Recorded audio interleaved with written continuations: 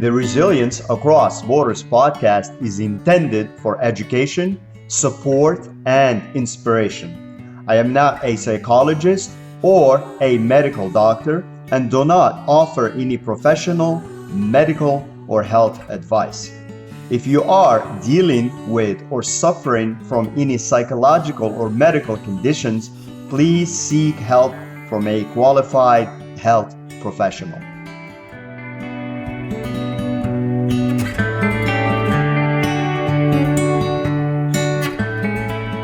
Hello and welcome back to Resilience Across Borders podcast. I'm your host, Rachid, and in today's episode, we will talk about the importance of crafting a clear vision and how to do it. In a world full of distractions and competing priorities, having a clear vision is like having a lighthouse guiding you through a storm. A clear vision gives purpose to your actions, fuels motivation, and provides clarity when decision-making becomes challenging. So crafting a vision isn't just for business leaders or businesses. It's a powerful tool for anyone aiming to live a more intentional and fulfilling life. So in this episode, we'll explore why having a clear vision matters and how to create one with practical strategies and real-world examples to help you put these ideas into action. So first, and again, why a clear vision matters. First, it's for focus and direction. A clear vision gives you a destination. When you know where you're headed, it becomes easier to prioritize tasks, avoid distractions, and stay on track. Example, imagine you're saving for a down payment on a house. If your vision is to own a home by, say, 2026, you'll be more likely to skip unnecessary spending because every dollar saved brings you closer to that goal. Number two, motivation and resilience. When times get tough, a compelling vision acts as your why. It reminds you of what you're working on and what you're working towards and helps you push through challenges. That vision pulls you. It keeps pulling you. An example, a student pursuing a degree might feel overwhelmed by exams. However, their vision of becoming, say, a teacher and inspiring future generations provides the strength to keep going. So now let's talk a little bit about how to craft a clear vision. First, dream big, then narrow it down. Start by letting your imagination start by envisioning your ideal life or outcome. Let your imagination run free. Then refine your vision by focusing on what truly matters to you and what aligns with your values and your strengths and your gifts. Say, you could use journaling or a mind map to brainstorm about this. You can write down questions like, what would my ideal day look like? Or what legacy do I want to leave behind? What do I want to be known for? What do I want to be world-class at? These are just some of the prompts. Then identify patterns or themes as you look through all these answers and what bubbles up and what comes up. If your brainstorming reveals a passion for community and creativity, your vision could involve building a nonprofit, for instance, that teaches art to underprivileged youth. But again, you should just let your imagination run. Number two, make it specific and measurable. A vision needs to be actionable. Transform abstract ideas into specific measurable goals. This makes it easier to track progress and celebrate milestones. And also, then it becomes an actual thing, not just pie in the sky. Of course, you've probably heard of the SMART criteria or approach for making goals like specific, measurable, achievable, relevant, and time-bound to refine your vision. For instance, instead of saying, I want to be successful, define what success looks like. I want to build a business that earns, say, 200,000 annually, or 100, or a million, whatever it is. Let's say I want to do that by 2027, or 2 or 3 years from now, or 5 years from now, while allowing me to work, say, 30 hours a week, or whatever your plan is.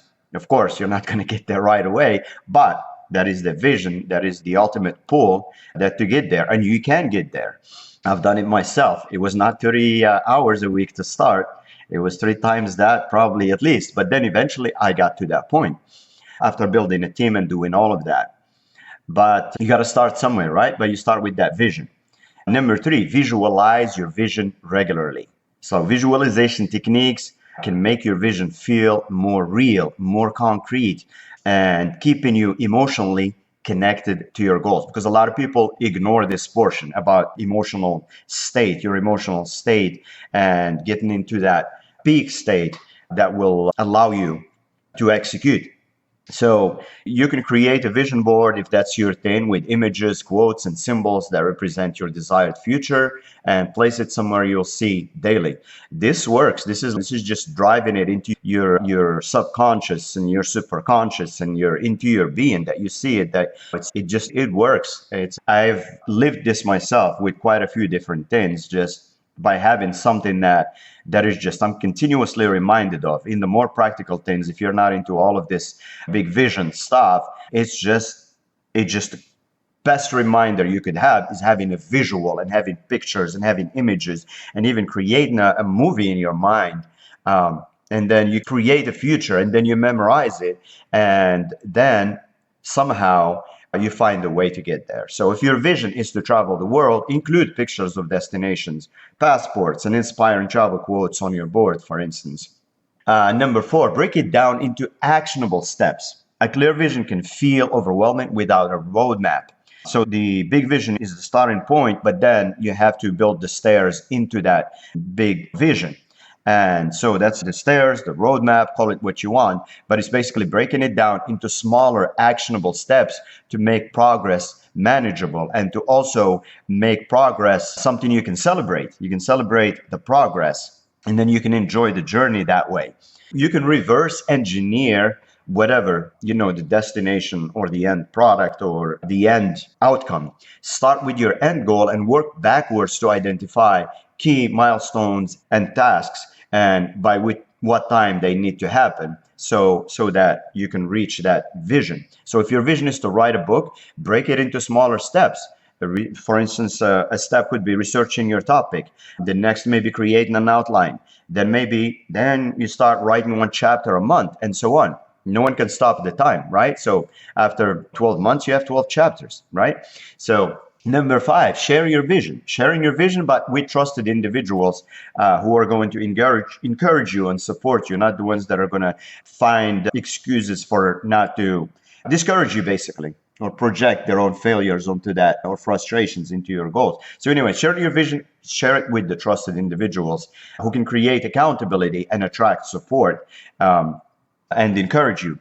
So talk to a mentor, for instance, a coach, or a supportive friend about your vision. Their feedback can also help you refine your goals and keep you on track. Again, it has to be the right people. So, for instance, an entrepreneur might share their vision with a mentor who then introduces them to potential investors as well, or resources to help bring it to life. So crafting a clear vision isn't a one-time activity. It's an ongoing process. Your vision can evolve as you grow, but its core purpose will always remain to provide clarity, motivation, and direction in your life. By dreaming big, making your vision specific, visualizing it regularly, breaking it down into steps, and sharing it with others, you'll be well on your way to creating a future that inspires and excites you. Remember, the clearer the vision, the easier it is to turn it into reality. So take time today to craft your vision. It might just become the guiding light you've been searching for. As always, thank you for tuning into the Resilience Across Borders podcast. If you're enjoying this podcast and finding it helpful to you, please pick up a copy of the companion journal by yours truly called Emojim on Amazon. You can follow the blog posts and new episodes as they get added. The URL is @resilience.com, ATRESILIENCE.com. And remember to be kind to yourself and be kind to others and stay resilient.